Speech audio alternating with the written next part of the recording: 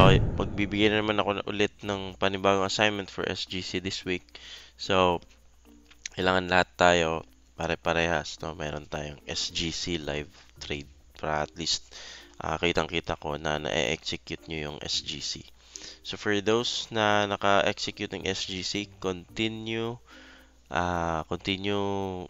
improvising, continue improving your strategy, pati yung pag-determine ng mga support levels, resistance levels, kasi kailangan natin i-master to before we proceed to another to another strategy. Okay, this is the assignment, SGC live market trade. So meron kayong details dito on how you will create the SGC breakout plan. Okay, then ang recommended ko for testing this strategy is 0.01 lots or 0.5% risk lang. Okay, basahin nyo na lang tong details dito of the plan. For now, let's look into yung mga nag-submit ng assignments nila. Okay, first, ito yung result ng isa. Yeah, ito. Here, meron siyang high volume systems of 4 hour. So, the overall trend na-identify niya as bearish. Yeah, gold was bearish for 3 days last week. 3 or 4 days last week. Then here, meron siyang consolidation na na-identify. All Asian momentum bearish push breaking the consolidation support. So, ito yun before nag-London. Stop loss just above the week of the pullback. The pullback before the London session. Price pullback not breaking. So, no week made high probability of breakout. So, okay. Trailing stop loss as the price moves favor to lessen risk until reaching break even. Alright. So, target 40-50. Ito yung range na identify. So, this is an SGC move. Yeah, naka-Asian volume lang to. Okay. Okay, the target pips 40 to 50, achievable naman kasi Asian to London naman ito. So, sa Asian volume. So, this is one variation of SGC. Very nice played. Asian volume nga lang. So, so naghintay ng push, na meron siyang push dito. And then a pullback. And this is a very risky trade kasi nag-pullback siya during the Asian volume. Pero Asian din naman yung ginawa niyang support. Itong support na ginawa niya, resistance na nagawa niya is a solid resistance. Okay, nag-pullback, then went down. No? Price pullback, not breaking the consolidation. Typical SGC but on Asian. Okay, then naka-identify ng range dito. It's very good execution. Very minimal stop loss, tamang-tama lang sa volatility ng Asian. Unexpectedly, nag-break siya during the Asian volume.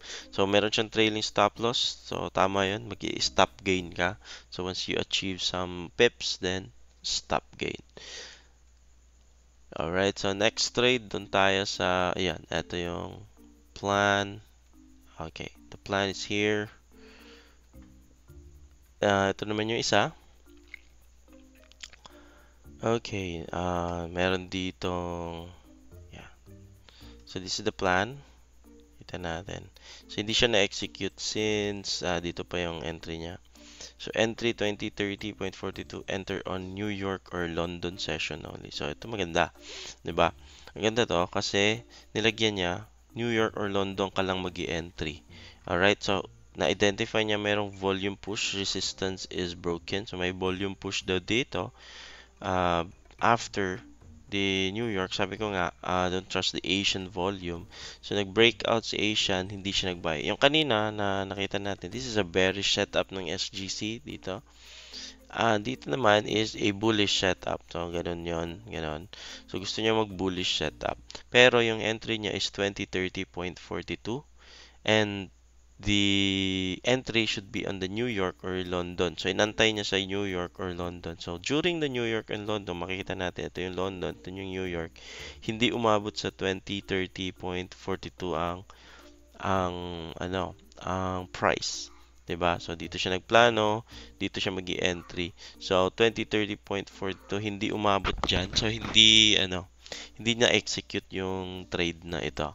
So, maganda yung plano niya.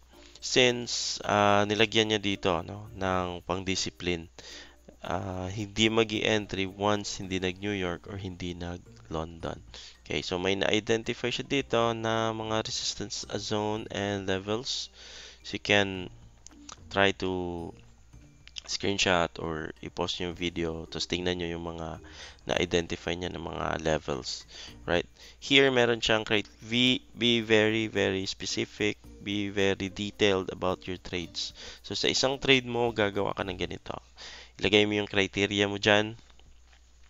Then, eventually, kahit na hindi mag-play out yung plan mo, ito yung plan niya, initial plan, and the price went down, 'di ba? So masaya ka pa rin kasi yung plano mo is here at the 2030.40 during New York and London. So during New York and London, umangat siya pero hanggang 2029 hindi na hit yung 2030.42 because ito yung level na na-identify niya as a breakout level for the price to continue pushing up.